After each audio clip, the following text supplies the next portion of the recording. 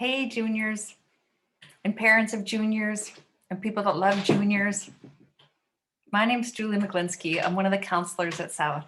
Thank you so much for joining me to review this year's Junior Essentials. While we're going into the year with many unknowns, there are still many established junior year processes and resources that we believe juniors will find helpful. So thank you for joining me so you can learn more about them. We're also coming up with new online structures and methods to help juniors explore their options and prepare for senior year and beyond. In this brief presentation, I'll provide an overview of junior activities and resources.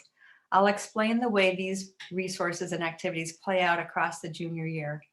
And though I'm really sorry we don't get to have a face-to-face Beyond South night, I also believe there are some real advantages to having all of this information available anytime you want to reference it. This presentation and many other resources will be available on the South Eugene High School website under Students under the Class of 2022. Let me just get out of the way here. So junior year is uniquely suited for exploration. Juniors enter the year with a pretty good amount of personal knowledge, having been in high school for a couple of years and being just a couple years away from being adults. They've experienced classes they like and those they don't like. They've identified things they find interesting, and they have a pretty good sense of how they like to spend their free time, which gives them good insight about themselves. They come to these from varied levels of conviction and differing levels of resource and support outside of the school. So our goal for junior year is to help students advance this awareness while connecting it to specific paths available to them after they graduate. That way, when they begin having to make decisions senior year about applications and specific plans that they need to set moving, they'll be informed and they'll feel prepared. We do this by offering a range of activities, advising, and resources over the junior year. This year, for the first time, students will have the opportunity to learn about junior resources and projects through their advisory class. The advisory class will allow us designated time to engage in guidance projects and activities. It provides opportunities for students to get some mentoring from a teacher that they'll have for the full year. And it will give us a structured time and place to do activities like picking classes for next year, graduation planning, and connecting to ongoing resources and updates related to the COVID pandemic and how testing and various other graduation requirements are a little bit in flux in the Department of Ed right now. So it's wonderful to have an opportunity to consistently connect with our juniors, give them current information, and make sure that they feel have opportunity to do some of the activities that we think are so important to them their junior year. So did I mention they get credit for going too? Yeah, so it's really important to go to advisory. One of the things that will happen for you in your advisory class, juniors, is that you'll get a chance to complete or to begin your junior project. Through your junior project, you'll be introduced to tools and techniques for researching post-high school plans and getting information about career options. The junior project this year is structured as a Canvas module that you'll access through your advisory class, and you'll be getting email about that as well. The junior project will guide students through various web tools such as the CIS, Career Information System, which has very current information about career paths, wages, job outlooks, and education that's required to achieve specific career goals. Students will also get access to their Naviance account and continue updating and making that more personal and a more useful tool for their post-high school planning. Through Naviance and the junior project, students will do some comparing of college characteristics, costs, admissions processes. So their ideas of a good college can change from just a reputable name recognition to identifying what's really a good match for them and their interests. Both are excellent resources and tools that students will rely on as seniors when they start applying to colleges or applying to jobs where they need a current resume. Parents and family members can also have shadow accounts or parallel accounts that will allow them to access these online tools, as well as look at the information that their junior has entered into their personal accounts. You can get that kind of an access by contacting Lori Souter, who's our College and Career Center guru. Beginning second trimester, juniors will be asked to schedule a junior interview with their counselor. This is a one-on-one appointment that gives us a chance to learn what a student is considering after graduation and develop a course plan that helps keep these goals in reach.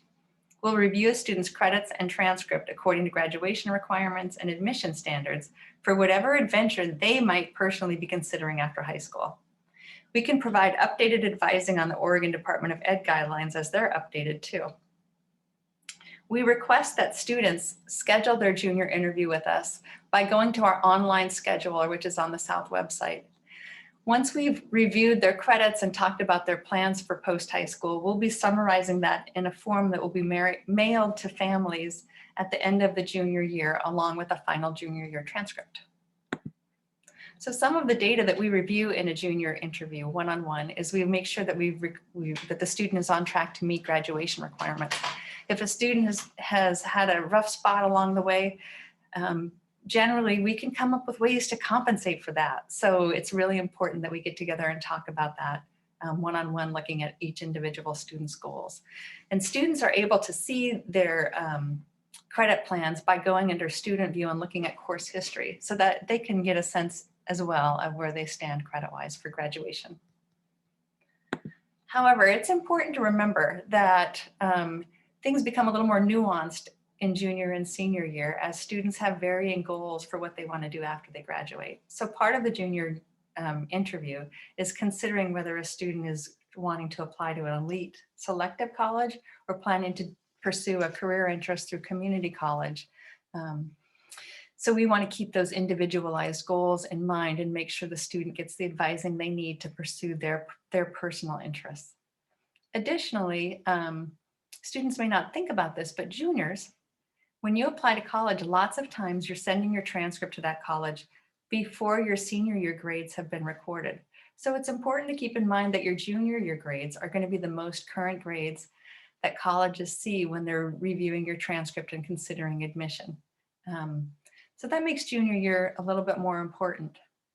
Also, as testing has become a bit more uncertain this year because of COVID, many colleges are relying a little bit more heavily on the rigor of students' course loads and their GPAs as a data point on which to base decisions about scholarships and admission. So please keep that in mind junior year. It's really important. And finally, in our junior interview, we'll be sure that we're reviewing the student's transcript. So if a student's taken courses off campus or there are corrections that need to be made to the transcript, you have time to contact Melinda Scholl, the registrar, and she can make those updates for you.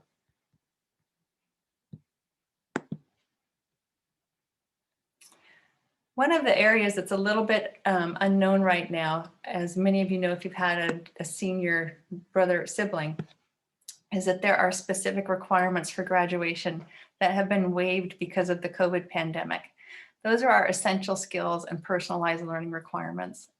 In more traditional times, students have had to meet reading, writing, and math proficiency standards as part of a graduation requirement. And traditionally, they've done that by taking tests or submitting work samples. That's been waived for the class of 2021, and we're waiting to find out whether it will be waived for the class of 2022. Again, as we get updates, we'll be letting students know about those through the advisory, and we'll be posting them on the South Eugene website under the class of 2022. So what we've talked about so far are the required junior activities, but there are also endless numbers of possibilities for students to advance their personal exploration of career and post-high school plans. And so we want to make sure you at least have a little awareness of some of those. And again, remind you to keep checking the class of 2022 link on the South Eugene website for updates. But for example, Connected Lane County is a great organization that offers students a chance to sit in on virtual career panels to learn about different industries in our area and businesses. It gives students a chance to job shadow and even helps students connect with internships, which might be a way of supplementing time over the summer and exploring a career path that you if you're a person that likes more hands-on learning, would find really valuable just spending time there instead of just reading about it. And hopefully by the summer, we'll be not just doing everything virtually, but you'll have an opportunity to actually experience some of those things. Another opportunity, U of O SAIL program is offering virtual presentations by U of O professors in different disciplines. And they're talking specifically about cutting edge career opportunities and ways that their fields are advancing. So that might be another exciting opportunity for a student that's like, thinks, I like science, but I just don't really know what I could do in the field of science. So these opportunities will be kept updated and listed on the South website, but I just want you to know that there are more things that a student can do than we require them to do. So it kind of, each person gets to make a decision for themselves about how much research would be helpful to them versus just doing the required activities, which are quite sufficient, but maybe not enough. And finally, I want to make sure that students know that the College and Career Center at South does an amazing job of putting together presentations from various college admissions offices and career fields. So if you visit the South website and look at the College and Career Center area, there'll be a list of all the upcoming presentations. And we strongly encourage juniors to visit those. It's a great way to find out the difference between different types of college and different opportunities that you might find exciting and essential as you actually select schools you'll apply to. So if I put this all into a timeline, what I want you to think about is starting now, juniors should be attending their advisory class and getting advisory lessons, including information about the junior project. Junior project and junior interview should be completed could be started first trimester, but done over the course of second trimester for the interview. And based on updates from ODE, juniors may be completing essential skills testing and may be able to register for the SAT and ACT in next year, 2021. If they're applying to a four-year college. So we will try to keep that information updated. I know lots of people are worried about that and thinking about that. But because we weren't able to offer a PSAT, students may be able to use an SAT test that they take in the spring of their junior year to qualify for national merit if they're interested in doing that. In spring term, if you haven't yet had your junior interview, do it. It's really, really an important thing to do. We'll also start doing the forecasting for advising for your senior year. And we encourage students, if we're doing the personalized learning, to start thinking about a senior experience or a career technical education project if they're Classic South students, or they'll be starting to advance with their CAS hours and IHS extended essay if they're in IHS.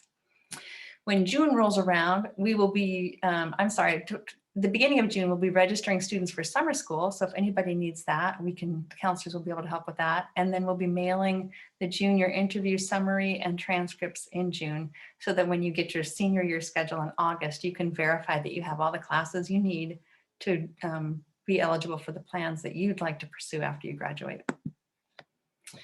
So finally, I just want to make sure you know that we are not disappearing. Even though everyone is working from home at this stage, we're still available to provide support to students. So if you have transcript issues, like say your middle school math isn't showing on your transcript, you can contact Melinda Schul. She'll help update records.